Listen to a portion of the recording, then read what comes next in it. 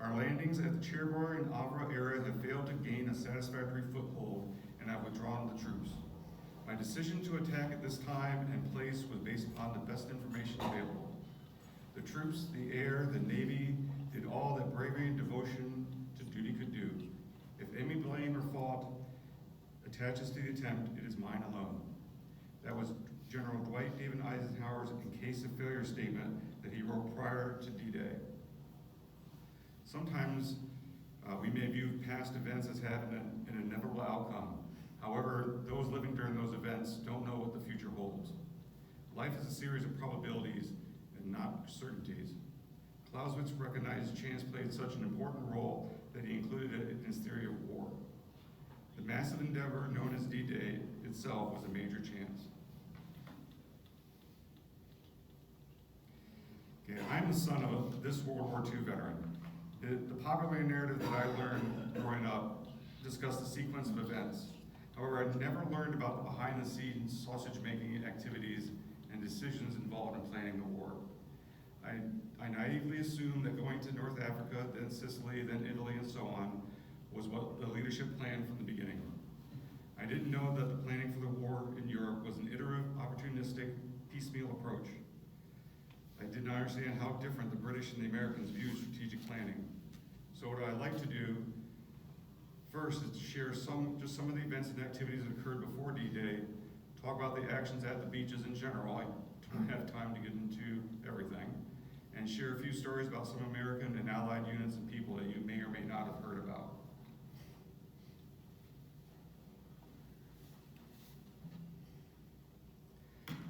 Second World War began in Europe on 1 September 1939. By the end of 1940, Germany occupied almost the whole of Europe except Great Britain. Before the United States entered the war in December 1941, American and British leaders held conferences to discuss ways the two countries can cooperate to aid Britain. After the attack on Pearl Harbor, the Combined Chiefs of Staff was created, consisting of top officers of the Army, Navy, Air Services from the U.S. and Britain. The Combined Chiefs and their staffs held a series of conferences and used transatlantic communications to decide on strategy to plan operations. The first combined operation was Operation Torch, the Allied invasion of Vichy-controlled France in North Africa in November 1942.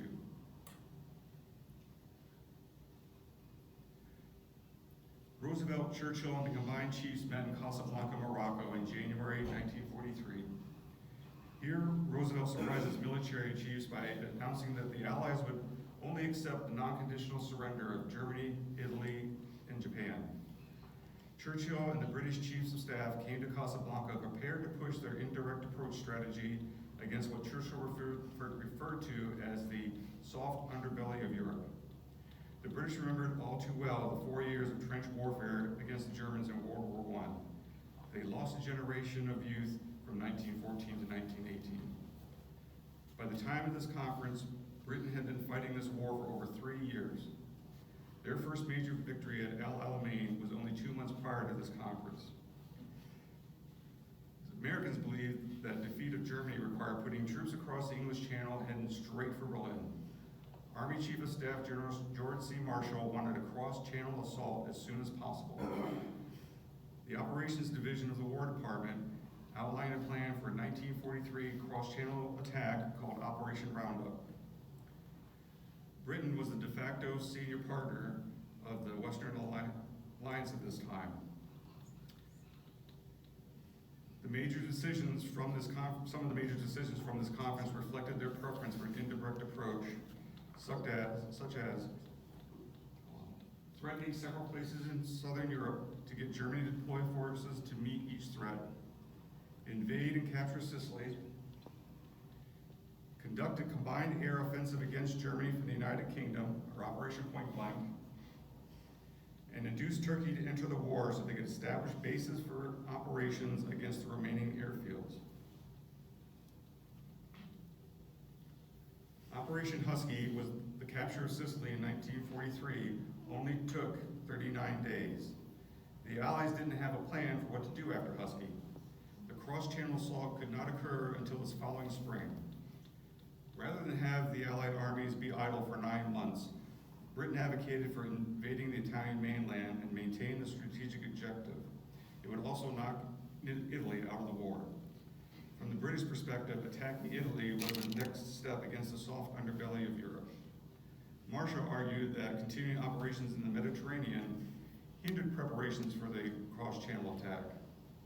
While the Italian campaign tied down German troops, it also tied down Allied troops, shipping assets, and supplies. Events proved that he was right. With the worldwide demands for limited resources, there was not enough men and material to win the Italian campaign quickly and to simultaneously plan for Roundup. After the Casablanca conference, little was done for planning a Roundup. There was a lot of back and forth between British and American chiefs of staff about the composition of Roundup's planning staff, its responsibilities. In March of 1943, the combined chiefs agreed that Lieutenant General Frederick Morgan of Great Britain, pictured here, would be the chief of staff to the Supreme Allied Commander, not yet named, and they would be responsible for planning the cross-channel attack. General Morgan began creating an integrated U.S.-UK organization that would become the new Supreme Allied headquarters, with its first job being to plan Operation Roundup. The choice of where to invade had to meet several criteria. In general, the area had to be in range of tactical fighters based in England, have defenses that could be reduced by the attack. The beaches had to be suitable for the landing and for resupply operations afterwards, and be near an established port. Once these criteria all applied, the only areas to consider were Caen and the Cocotan Peninsula. Caen had everything except a major port.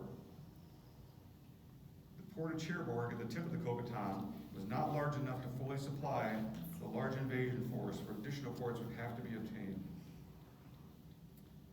Although the Pas-de-Calais area was only 18 miles from England, it did not meet the selection criteria. The Germans assumed that that's where the Allies were going to invade. Therefore, the area was heavily defended. Also, the beaches in that area were exposed and dominated by high ground, and they didn't have enough exits.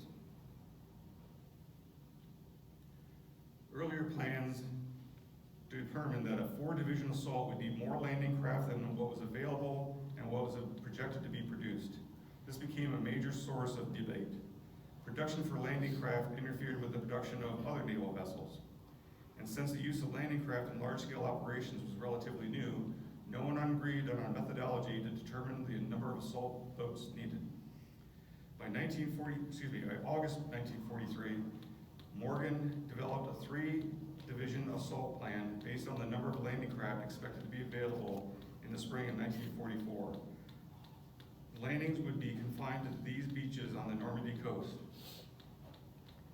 Morgan wanted a larger force for the initial assault. However, he submitted the best plan possible. The combined chiefs approved Morgan's plan and suggested that it should be enlarged. Churchill requested a 25% increase in the number of assault forces in consideration to include the eastern side of the Cocotan Peninsula. However, until landing craft production was increased, any plan for a larger force could not be executed. In November 1943, Eisenhower was appointed to be Supreme Allied Commander for the cross-channel attack, now called Operation Overlord. British General Montgomery was designated to command the ground forces for Overlord. Both had reviewed Morgan's plan, and both believed that the proposed 3-division assault was too weak. Eisenhower proposed using 5 divisions in the assault and 2 in the reserve. Montgomery recommended to Churchill using 5 ground divisions plus 1 airborne division. With Montgomery advocating for a 5-division seaborne assault plus 1 airborne division drop, the planners were told to revise the plan on the assumption that the necessary resources would be obtained. The 5 beaches stretched from the Orne River in the east to the base of the Cocotan Peninsula in the west. General Bradley, commander of the U.S. First Army, insisted on the addition of 2 airborne divisions to be dropped behind Utah Beach in the Cocotan. 1 division was to secure the exits off the causeways leading from the beach to the interior, and the second was to secure the western flank. Air Marshal Lee Malroy, commander of the air component for Overlord, argued against dropping airborne troops behind Utah. He claimed there would be 50% casualties amongst the paratroopers and 70% casualties amongst the glider forces. Eisenhower deferred and Bradley got the airborne divisions. Operation Fortitude was a deception plan for Overlord. It consisted of 2 parts. Fortitude North was the deception plan for an Allied invasion of Norway. The main goal of this deception was to keep troops in Norway at least until D-Day and possibly for a period afterwards. Operation Fortitude South was the main focus of the D-Day deception plan. This was the invasion of France at Pas-de-Calais. The story for Fortitude was that the Allies had 2 army groups. First U.S. Army Group in southeast England under General George S. Patton, and 21st Army Group was under Montgomery in southwest England. The goal was to convince the Germans that 1st U.S. Army Group would conduct the main assault of France at the Pas-de-Calais region. This deception plan was enacted through scripted radio traffic, the controlled leakage of information passed on by the double-cross agents, and physical deception units. The most effective means to get the deception plans to the Germans was through the double-cross agents. The term controlled leakage of information means to give the Germans little pre-selected pieces of information over time. These pieces acted like puzzle pieces that the Germans would put together and to create the picture that the Allies wanted them to see and believe. While much has been made of the dummy tanks and landing craft in literature and film, they made little to no impression upon German intelligence. After the June 6th invasion, a double-cross agent codenamed Garbo told the Germans that the June 6th invasion was a diversionary attack. His report convinced the Germans that 1st U.S. Army Group was still making preparations to attack the Pas-de-Calais region. Therefore, the Germans kept units there instead of throwing them at the Normandy beachhead. The teletype printout of Garbo's message was found after the war. Notes on the printout indicate that Hitler himself had read the report.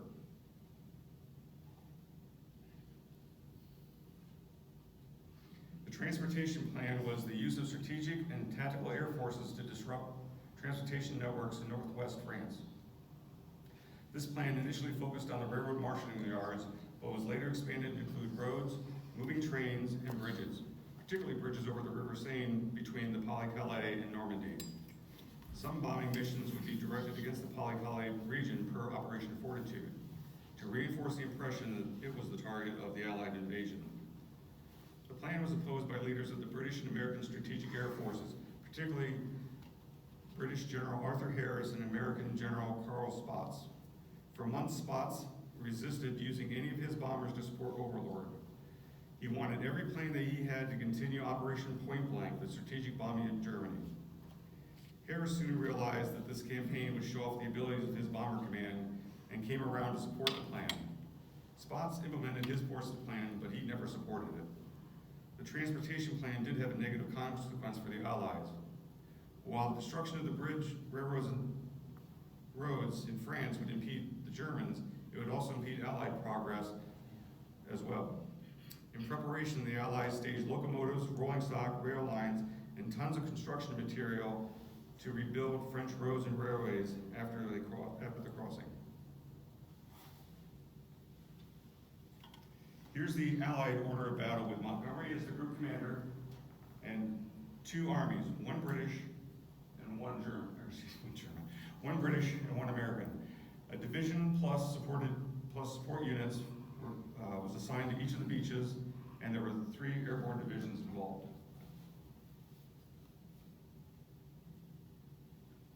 The Allies developed multiple types of landing craft, several with different models.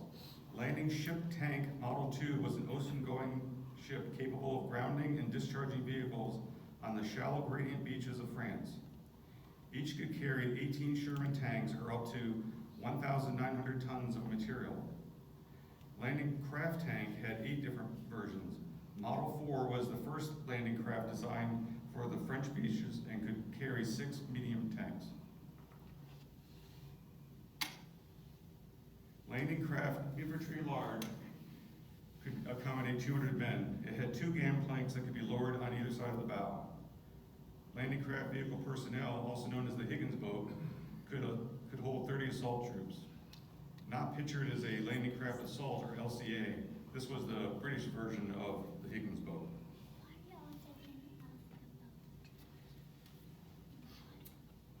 The picture on the left is a duplex drive tank. DD tanks were Shermans with a hydraulic frame that would raise a skirt and allow the tank to swim. 2 propellers in the rear steered and propelled the tank in the water. Armored Vehicle Royal Engineers, pictured on the right, has a Churchill's tank chassis with a bunker-busting 290 millimeter or 11.4 inch petard on the turret. This required the loader to exit the vehicle and insert the round. The Crab or flail tank was a tank with a rotating drum with flail chains for mine clearing operations. The Crocodile was a tank with its turret replaced by a flamethrower. Other tanks were outfitted with blades to shift obstacles like a bulldozer. Some tanks held a bobbin with a canvas matting that was unrolled over soft ground. Others carried or became a bridge. Some carried bundles of logs to drop into narrow gaps and trenches to allow follow-on troops to walk or drive over.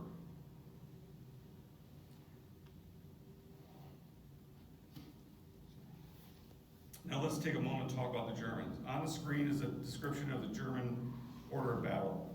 Let me point out a few of the units and the people involved. Army Group B occupied northern France, Belgium, and the Netherlands. It was commanded by the Desert Fox, Erwin Rommel. 7th Army, which included the Normandy area and the Yucatan Peninsula, had 20% of their troops being Poles or Osttruppen, which were former Soviet or Eastern European soldiers. 84th Corps was commanded by General Marx, who oversaw the Normandy area. Static divisions along the coast manned the defenses there, while infantry and panzer units behind would rush to where the Allied forces land. Only Hitler had the authorization to release the panzer units to go to the coast. Various beach obstacles were laid out to interfere with invading landing craft. Many of the obstacles were tipped with teller mines. Belgian gates, ramps, poles dubbed Rommel's asparagus, and Czech hedgehogs, which looked like giant toy tacks, were designed to destroy, sink, or capsize landing craft or redirect them into killing zones. An assortment of long-range guns with observation posts that looked over the channel were stationed along the coast.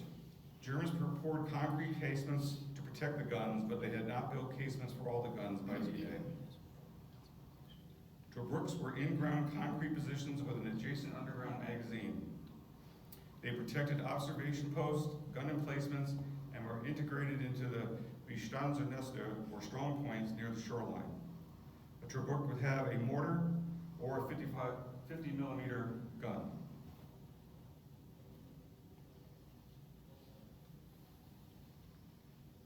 General Eisenhower's final D-Day decision was when to go.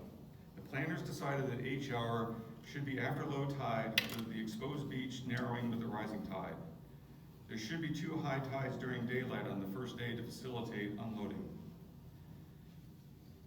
To balance the desire to attack in the darkness and the need for planes and ships to be able to see their targets, HR was to occur 30 to 90 minutes after daylight. This allowed the fleet to approach in the dark, but the attack would be conducted in the light. Since airborne drops were to occur at night, some moonlight was necessary. The first time when all 3 conditions would occur simultaneously after the 1st of June was the 5th, 6th, and 7th of June. The last factor was weather. The relatively narrow English Channel increased the effect of weather upon the seas. While large capital ships could manage the rough conditions, smaller landing craft with their shallow drafts, no keels, were easily thrown about by winds and the waves. Airborne drops and gliders required winds within certain tolerances. Contrary to the popular belief, the Germans had a good weather forecasting system that was almost on par with the Allies. However, two factors came into play on how the Germans used their forecasts. First, they assumed different invasion criteria, most of which were the opposite of what the Allies used for Normandy. Second, they applied their forecast and the criteria to a projected invasion of the Pas-de-Calais. So, while they knew that there would be a break in the weather on June 6th, they did not believe the conditions would allow the Allies to invade at that time. The story of the weather forecast for June 6th, reality day on the Allied side, has been told in books and movies. In short, on June 3rd, Group Captain James Stagg, leading the meteorological staff, was forced to tell Eisenhower that the weather on the 5th was unlikely to meet criteria specified in the Overlord plan. The no-go decision was postponed until early morning of June 4th. At that meeting, the forecast showed a violent storm was taking shape. Eisenhower decided to postpone the invasion for 24 hours. The last no-go decision meeting was at 4 in the morning on June 5th, with the rain and the winds whipping up against the windows. Stagg said that a newly formed high-pressure area was holding and building, and that by that evening of the 5th, the weather should meet the prescribed criteria. Eisenhower's naval, air, and land commanders all advised go. After several minutes of silence, Eisenhower announced, "Okay, we'll go on 6 June. And with that, the commander of the largest amphibious force the world has ever seen was reduced to a spectator. All he could do now was wait. Eisenhower spent the rest of the day visiting with the last troops to leave for France. Airborne units, like the 101st seen here with Eisenhower, took off before midnight on June 6th. The airborne forces would drop at night to secure the eastern and western flanks of the beaches. They would land in France before the seaborne troops even boarded their landing craft to storm the beaches. On June 6th, the first Allied unit in France parachuted in at 0011 hours. This was a 6-man SAS team that accompanied a group of dummy parachutists called Ruperts. The team played 30 minutes of recorded sounds of men shouting and weapons firing. In the dark, the Ruperts looked like real paratroopers. When they hit the ground, explosives inside the Ruperts went off in sequence, creating a sound like rapid gunfire. The explosives were also meant to destroy the Ruperts so the Germans could not determine the source of the sounds. While 12th Panzer sent troops to investigate Titanic III, General Marks of the 84th Corps sent his only reserve, Kampfgruppe Meyer, 30 miles from their base to engage the Ruperts dropped near St. Lo. Kampfmeyer-Gruppe was a regiment of the 325th Infantry that was made mobile by using bicycles and trucks taken from the French. As a result of this deployment, Meyer's unit would not reach the Omaha and Gold Beaches until late afternoon of the 6th. At 0016 hours, the 2nd Allied force landed in France. It was D Company of the 2nd Oxfordshire and Buckinghamshire Light Infantry, or the Ox and Bucks for short. Flying in 6 horse gliders like the one shown here, D Company was tasked to secure the Orne River and Caen Canal bridges near Benvola. The first group of 3 gliders, led by their commander, Major John Howard, approached from the south. Howard's glider was the first in.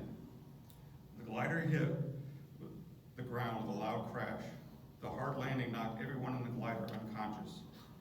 A German guard on the canal bridge heard the crash, but assumed that a piece had broken off of a crippled bomber, which was not an uncommon occurrence. After what seemed like minutes but was actually a few seconds, the glider troops awoke and began to exit the airframe. A German fired on Major Howard. The 1st Platoon Commander, Lieutenant Den Rotheridge, directed his lead team to take out the machine gun in the pillbox across the road. At 1-minute intervals, gliders 2 and 3 landed right behind glider 1. Those platoon leaders brought their men forward.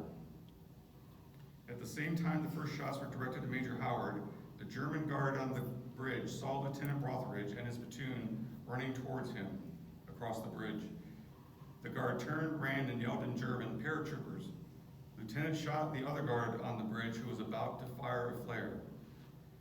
The team at the pillbox tossed grenades through the gun port, then ran across the bridge to take up positions near the cafe. The engineers attached to D Company began checking the bridge for explosives. The Germans on the machine guns now began to open fire. Lieutenant Brotheridge, now near the west end of the bridge, threw a grenade at the machine gun to his right. At the same time, he fell when he was struck in the neck by a bullet. His grenade eliminated that machine gun pit. A German NCO arriving with the Guard of the Relief, consisting of 4 privates, all engaged the oncoming British. Quickly running out of ammunition, the NCO and his men got back in their car to inform their headquarters of the invasion. It took them 6 hours to get to their headquarters. The 3 platoons cleared the surrounding trenches and bunkers. D Company was in control of the canal bridge by 0021 hours, 5 minutes after Glider 1 landed. Lieutenant Fox and his platoon landed 300 meters from the river bridge at 0020 hours. He began to lead his platoon across the river bridge when an MG-34 began firing. His platoon sergeant, Wagner Thornton, set up a mortar and dropped a round directly on the enemy machine gun. The remaining Germans left. The platoon got up and secured the far side of the bridge. Lieutenant Sweeney's glider hit an air pocket and landed 700 meters short of the bridge. He got his platoon out into the bridge, but it was already secured. The 6th glider, with the second in command, landed 20 miles away along another river. A runner informed Major Howard that the second group had captured the river bridge. Howard directed his radio man to send the coded message over and over, ham and jam, to let his headquarters know that he secured both bridges. His mission was accomplished in less than 10 minutes. The pilots had set glider 1 down. The pilots had set glider 1 down within yards of the canal bridge. Howard's glider 1 can be seen in this photo. Lee Malroy called it the best piece of flying on that day. By the way, D Company, they were relieved by the 7th Parachute Battalion, who was commanded by Lieutenant Colonel Richard Pinecoffin. Quite the name for a paratrooper.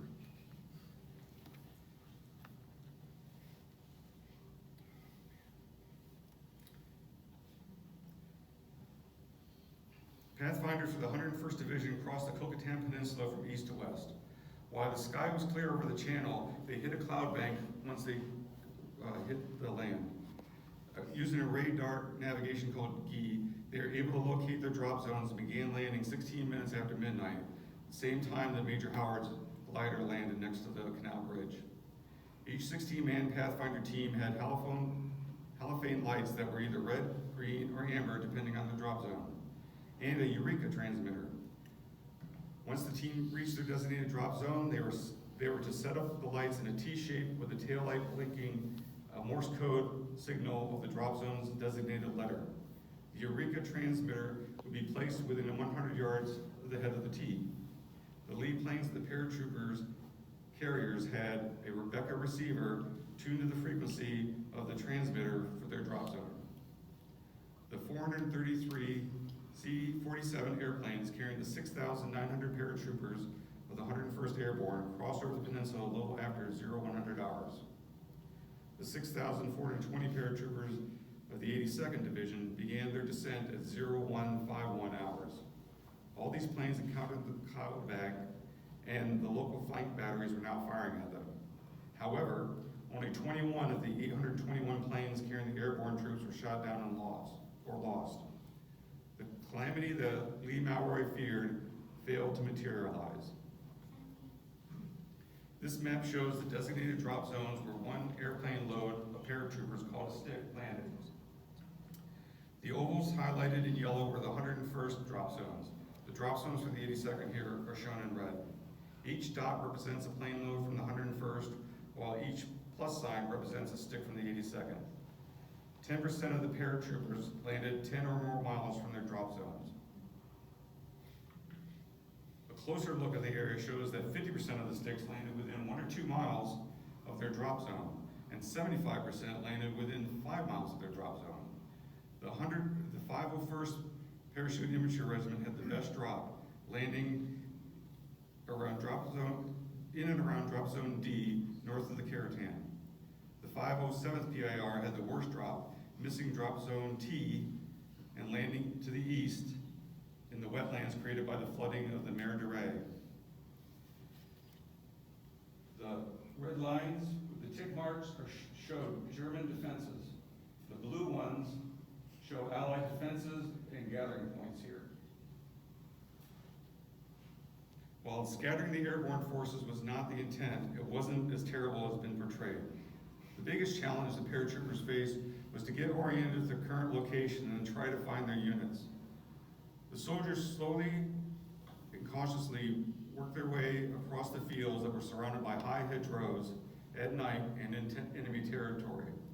While they may only be a couple miles away from their designated rendezvous point, sometimes they may travel much further as they tried to find their way through the dark countryside. For nighttime recognition purposes, the 101st Airborne issued everyone a dime store clicker. Rather than speaking a challenging password in English, one soldier would challenge using one click. The other person would respond with 2 clicks. The paratroopers engaged the enemy by both planned attacks and by meeting engagements. 3rd Battalion, 505th Parachute Infantry Regiment was responsible to secure St. Mary-Glise, as indicated here on the map by the blue arrow. At St. Mary-Glise, near St. Mary-Glise, where the 3rd Battalion landed, the battalion commander was able to gather up his troops of nearly 200 men in about half an hour. Lieutenant Colonel Edward Krause stated that they arrived in town before light and had no opposition at all. There was some sporadic shots that increased as they moved in, but the remaining troops apparently left town. St. Mary-Glise was the first objective achieved. The Germans launched many counterattacks, but they were all repulsed. Around 0430, Lieutenant Brandon of the 3rd Battalion, 508th PIR, and a few men were moving towards their objective when they spotted a car coming towards them. The lieutenant waved the car to a stop, but instead it sped up, so the group fired on it.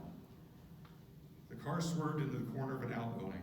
The driver tried to crawl away, and an officer riding the car, also in the car, was obviously killed. An officer in the back was out of the car and crawling across the road toward his pistol, saying, don't kill," as he kept moving toward his Luger. The lieutenant felt that he had no choice but to shoot him. The lieutenant looked at the officer's hat for some identification. It simply said folly. The German commander of the 91st Infantry Division was dead. First Lieutenant John Dolan, Company A, 505th PIR, was assigned to secure the Lafayette Bridge over the Mer de Ray. The Germans from the 91st Infantry Division had been sent there earlier to take control of it, in the manner pictured here. Normally, the Mer de Ray was narrow here, but the Germans flooded the area, making a mile-wide swamp, with the raised road beyond the bridge forming a causeway. The Germans guarding the bridge were already defending it against G Company from the 507th PIR. For a time, the Americans were pinned down, but gradually they worked their way around the flanks of the Germans. It took most of the day for the 82nd to secure the bridge, the manor, and the adjacent farm buildings. Later, the Germans sent 3 1917 Renault tanks, like you would find in the museum next door, to the bridge. The tanks were quickly knocked out by bazookas from the paratroopers defending the east bank. A railroad ran nearby, so paratroopers used the raised railbed as a conduit out of the flooded area to the east side of the bridge. One of those paratroopers was the Assistant Division Commander, Brigadier General James Gavin. Gavin organized the defense of the bridge here and at Chef Dupont. These bridges were contested for the next 3 days. About 5 miles southeast of St. Mary-Glise, Colonel Sink of the 501st sent 75 men under Captain Lloyd Patch to knock out 3 artillery batteries located approximately a mile southwest of St. Marie-du-Mont. Later, the regimental S3 ordered Lieutenant Dick Winters to depicted here, to take his men from Easy Company and neutralize a 4-gun battery near Barrancourt Manor. Winters accomplished his mission with 12 men. Before the end of the day, the 101st secured the western end of the causeway exits from Utah Beach and linked up with seaborne units.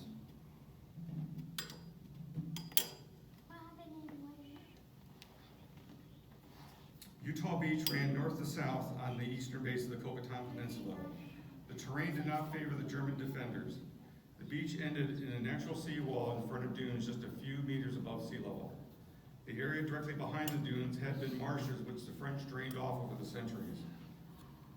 However, the Germans reversed the actions of the locks of the nearby river, which reflooded the low-lying lands. The elevated roads through those fields became causeways and the only dry connection between the beach and the interior. Prior to the seaborne forces reaching the beaches on June 6th, the Allied Air Forces conducting bombing runs. All Allied aircraft flew from north to south. For the beaches from Omaha to Sword, this meant the bombers were over the targets for only a few seconds. However, since Utah Beach ran north to south, the bombers spent several minutes over their targets. The B-26 Marauders did have a problem that those who flew over the other beaches did not. Not only did the Marauders need to avoid the seaborne forces to their left, they also had airborne forces on the ground to their right. Therefore, their risk of hitting friendly forces was greater. To help reduce the risk, the Marauders flew much lower than the heavier bombers elsewhere. They flew at altitudes of 4,000 to 6,000 feet, which was 10,000 feet lower than the B-24s at Omaha and half the altitude recommended by the manufacturer. This also put them at greater risk for anti-aircraft fire. The infantry approached the beaches in their Higgin boats, and duplex drive tanks of the 70th Tank Battalion rode in on LCTs. One LCT hit a mine. A witness reported that one of the 4 Sherman tanks on board flew 100 feet in the air, turning end over end. The remaining LCTs continued on. The division plan called for the DD tanks to be launched about 3 miles from shore, but with the rough seas that morning, the tanks were launched closer to shore, about 1.5 miles out. Only 1 tank was lost on the trip to the shore. The smoke and dust from the bombing prevented the coxswains from seeing any of the few landmarks along the beach. This, combined with the strong ocean current, resulted in the initial regiment landing 1,000 to 2,000 meters south of their designated beaches. Ironically, this was the area where the regimental commander, Colonel James Van Fleet, wanted to land, but the Navy disagreed with him, saying that their boats would run aground before the beaches, which obviously wasn't the case. The senior officer in the initial wave was not planned to be there. 56-year-old Brigadier General Theodore Roosevelt Jr., son of President Theodore Roosevelt, was a supernumerary officer with the 4th Division. He had been the assistant division commander of the 1st Infantry Division in North Africa and in Sicily. Twice he asked Major General Barton, the division commander of 4th Infantry Division, to be part of the first wave. Barton declined his request both times. Roosevelt then put his request into writing, and Barton reluctantly granted it. When Roosevelt and the first wave landed on the beach, Roosevelt knew they were not where they were supposed to be. Rather than reboarding the landing craft and moving up the coast, he said, "We're going to start the war right from here." Armed with his cane in his hand, a book of poems in his pocket, and a pistol that he never took out of his holster, Roosevelt would walk up and down the beach without flinching during repeated artillery salvos, encouraging the men, meeting with subordinate leaders, and even directing traffic when necessary. For his leadership under fire that day, he was awarded the Medal of Honor. Roosevelt died of a heart attack on July 12th, never knowing about the medal, nor that Eisenhower had selected him earlier that day to command the 90th Infantry Division. His brother Quentin was killed in France during World War I. At the request of his family, Quentin's remains were exhumed and brought to the Normandy American Cemetery. While initially separated by death, the 2 brothers now rest for eternity next to each other in Normandy.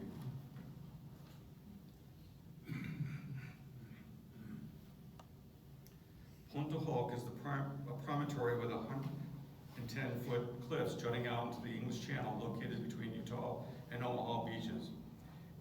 Aerial reconnaissance indicated that the Germans had placed 6 155mm cannons here, each capable of firing shells 12 miles away. These could have engaged ships approaching both Utah and Omaha beaches. Initially, the artillery pieces were in simple sandbag gun pits. When Rommel inspected the site earlier that year, he ordered concrete casements to be built to protect the guns. Pointe du Hoc was bombed 4 times before D-Day. This photo is from one of the May bombing runs. One of the guns was destroyed along with some of the protective minefields. The remaining guns were moved to an orchard further inland. Wooden poles under a camouflage net were put in place to give the illusion that the guns were still there. The Provisional Ranger Group, consisting of 2nd and 5th Ranger Battalions, under command of Lieutenant Colonel James Earl Rudder, was assigned to neutralize the guns. 2nd Battalion would make the initial assault. The 5th Battalion would wait for a signal from Rudder to ascend the cliffs and reinforce them. If no signal was found or heard by 0700 hours, then 5th Battalion would join the assault on Omaha. To scale the cliffs, the Rangers would use 4-foot-long lightweight ladders, grappling hooks, each with a trailing rope that would be launched by a handheld rocket projector, and 4 100-foot extension ladders borrowed from the London Fire Brigade. Each of these 100-foot ladders would be attached to the inside of a 2.5-ton amphibious truck, or duck. Before H-hour on June 6, 108 RAF Lancasters and 2 battleships bombarded Pointe du Hoc. You can still see the craters today. As the flotilla carrying the Rangers approached the coast, Rudder realized that they were approaching the wrong location. It is indicated by the red arrow on the left. Rudder ordered the boats to turn west to their objective. Some of the munitions from the air bombardment landed on and cratered the beach at the base of the cliffs. Therefore, the ducks were unable to approach the cliffs, and they would not be able to be used for the climb. The surviving Rangers struggled to get the grappling hooks with their water-soaked ropes to reach the top of the cliffs and grab a secure hold. The Germans had cut several of the 19 ropes that reached the top. The Germans were also shooting and throwing hand grenades down the cliffs at the Rangers. When the Rangers reached the top of the cliff, they broke into 6 teams to attack the guns, but discovered they were not there. The Rangers' secondary mission was to establish a roadblock along the coastal highway further inland. After establishing the roadblock, First Sergeant Leonard Lamel and Staff Sergeant Jack Kuhn decided to check out some markings on a road across from them.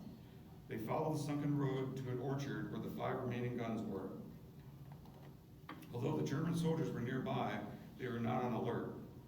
Lamel used his two thermal hand grenades to melt the gears on the first 2 guns.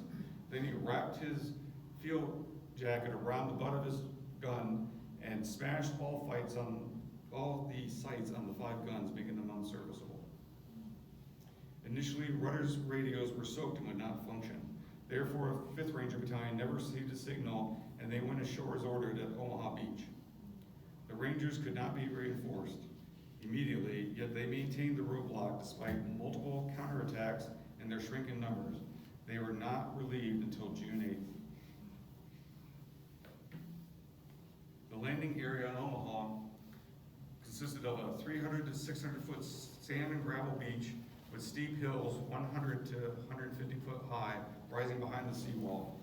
This part of the coast had a concave bend. Together, this terrain offered the Germans enfilading, plunging, and intersecting fields of fire. 5 draws led off the beach and then up and into the interior. 15 strong points guarded the beach, but these were concentrated at or near the draws. Many of these strong points were manned by Osttruppen, the Poles, Soviet, Eastern Europeans, with German NCOs in charge of each bunker. 2 infantry companies and an artillery battalion of the 352nd Infantry Division were stationed to the rear. Strategic bombers flying over Omaha Beach prior to H-hour were concerned about hitting friendly troops. Therefore, they were granted a 5 to 30-second delay in dropping their ordnance. As a result, none of the bombs landed on the German defenses. They all landed harmlessly 1 to 2 miles behind the beach. Like Utah, LCTs carrying duplex drive tanks were included in landing forces for Omaha. Out at sea, and without consulting the senior naval officer for the LCT group, the two DD tank commanders of the 741st Tank Battalion launched their tanks into the rough waters as planned 6,000 yards from the beach. Now 6,000 yards is 3.4 miles. And if you're from this area, that would be on Atherton, from the exit of the museum parking lot to Hamilton Avenue. On board one of the LCTs, 3 of the tanks collided, which damaged their canvas frames, so their LCT took them all the way to the shore. The remaining 29 tanks set out to the choppy sea. Most tanks ran into trouble almost immediately and sank. Only 2 managed to swim all the way into shore. The naval officer in charge of the 743rd LCTs decided the waves were too high and they would take the 32 tanks all the way to the beaches. One company lost 8 tanks, but in this case it was to direct artillery hits on their LCTs. As with other beaches, landing craft are pushed to the east by the wind and currents. In the first wave, the boats for 2 companies from the 1st Infantry Division that were to land in a lightly defended area west of the Colville Draw instead landed right in front of 2 strong points.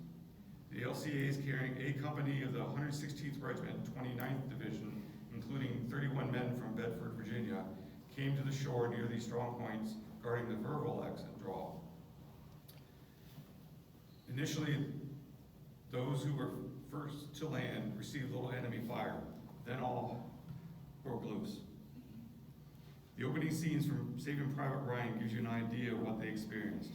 These troops landing in front of and between the German positions were caught in a deadly crossfire. Mortars and artillery added to the carnage. Some men tried to hide behind obstacles. Others struggled under their heavy loads to get to the relative safety of the seawall. Some boats dropped their ramps, and the men who stepped off immediately found themselves in water over their heads. Weighed down by their gear, many drowned. Tanks had a hard time maneuvering in the clutter on the beach and were easy targets for the guns. Leaders had to get men moving and find ways off the beach. Colonel George Taylor, commander of the 16th Infantry Regiment, 1st ID, and a veteran of the Sicily landings, had been thinking about this prior to Normandy. He knew that he had to lead by example. He walked up and down the beach telling men, only 2 kinds of people are going to be on this beach, the dead and those who are going to die. Now get moving. Casualties for those first units were horrendous.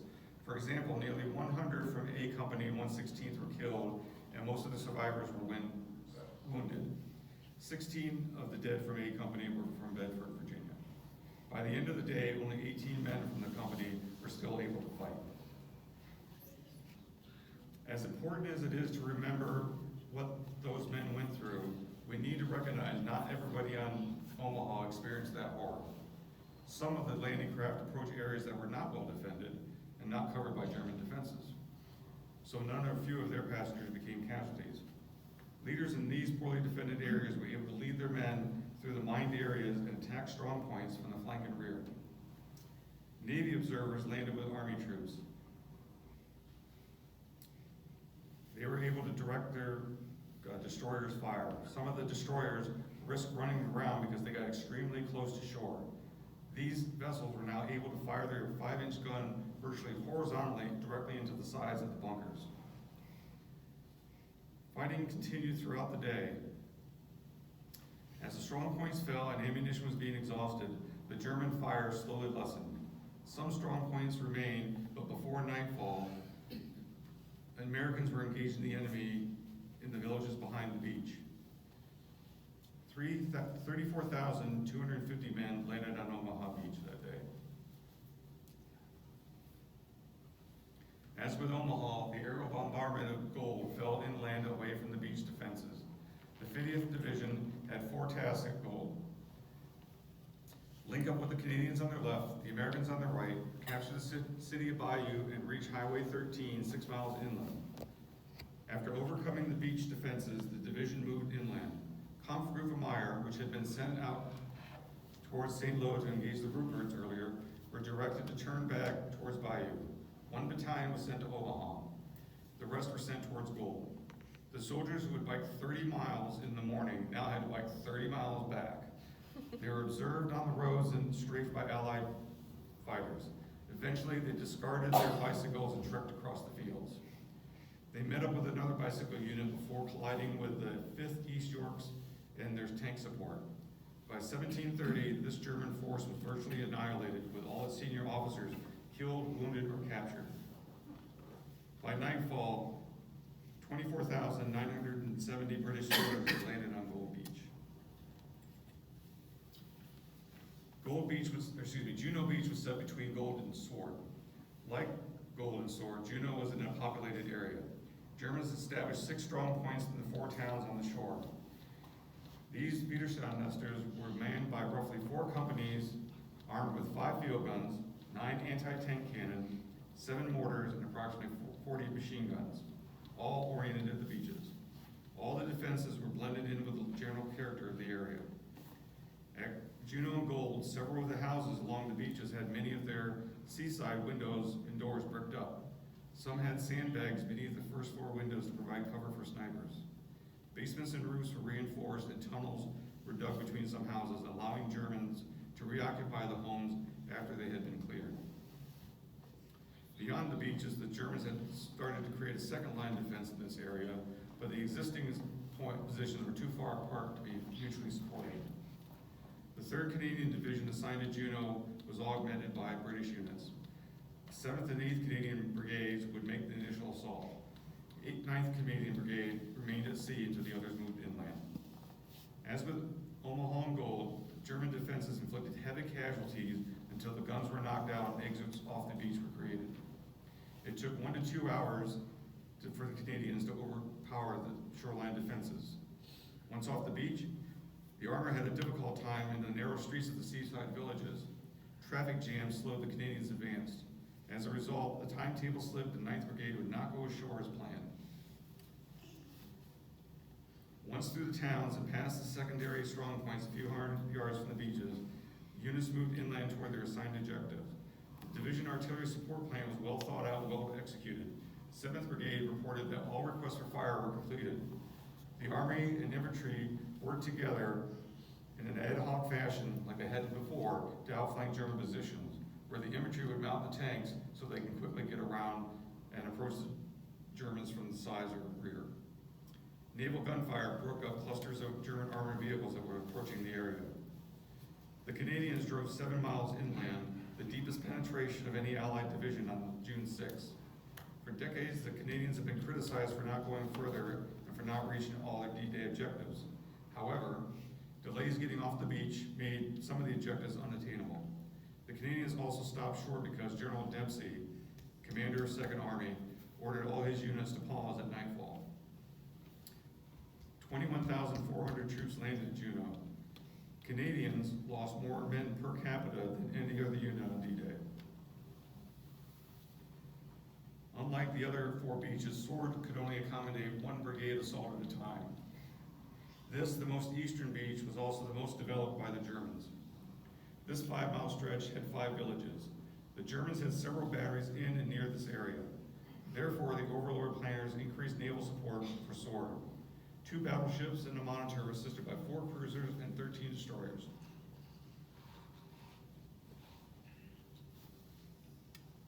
The 2nd East Yorkshires lost 200 men in the first few minutes after landing and were pinned down for a time.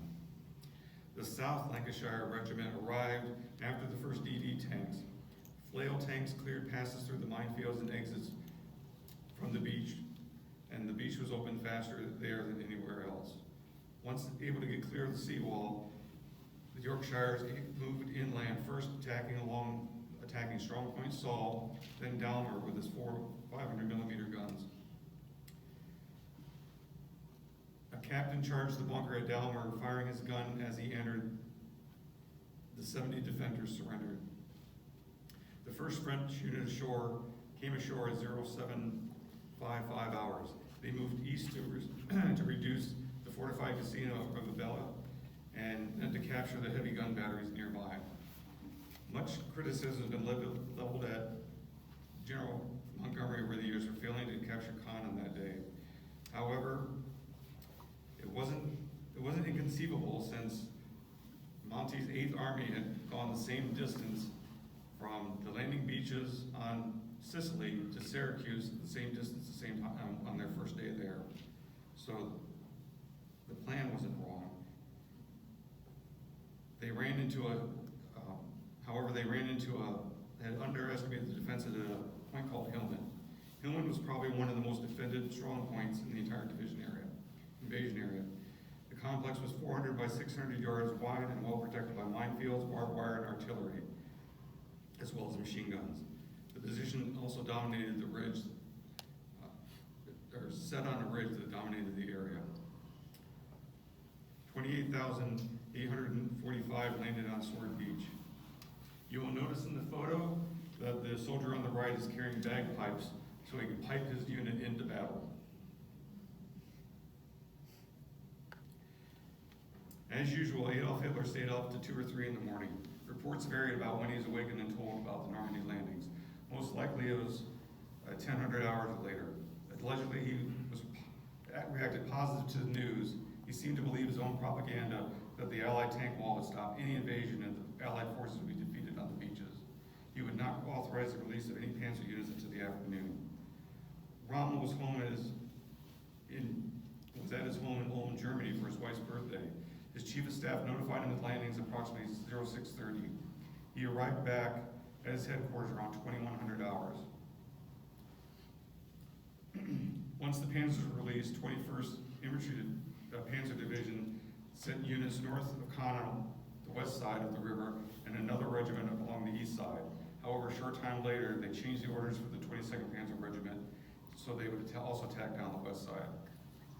When the lead units of the 125th Panzer Grenadier Regiment approached the British, they came under attack by naval gunfire and Allied air. Having lost communication with their commander, the survivors fled back toward Caen.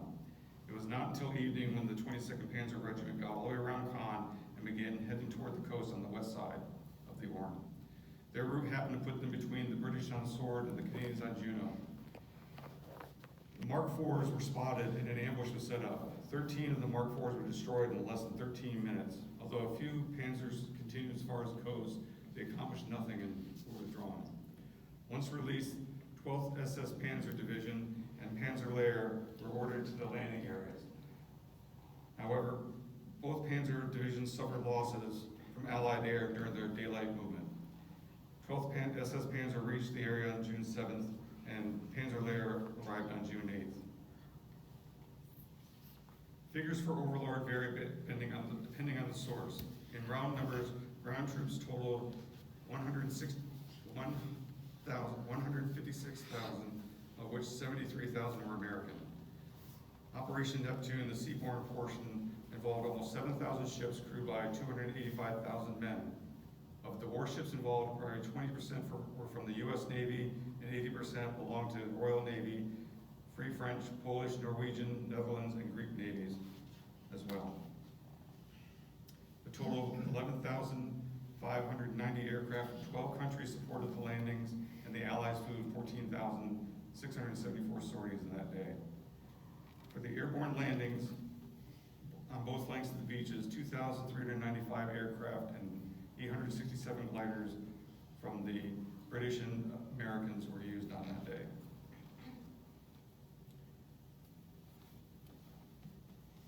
While en route across the channel, General Eisenhower's D-Day message was played over the ship's loudspeakers.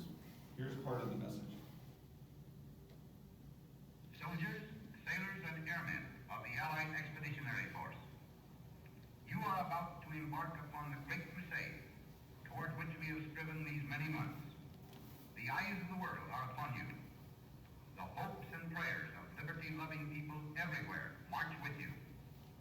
In company with our brave allies and brothers in arms on other fronts, you will bring about the destruction of the German war machine, the elimination of Nazi tyranny over the oppressed peoples of Europe, and security for ourselves in a free world. The tide has turned. The free men of the world are marching together to victory. I have full confidence in your courage, devotion to duty, and skill in battle, we will accept nothing less than full victory. Good luck, and let us all beseech the blessing of Almighty God upon this great and noble undertaking. Soldiers, sailors, and airmen. That's all I have for today. Thank you for coming out and listening to be able to give you a little bit about D-Day. There's much more that can be talked about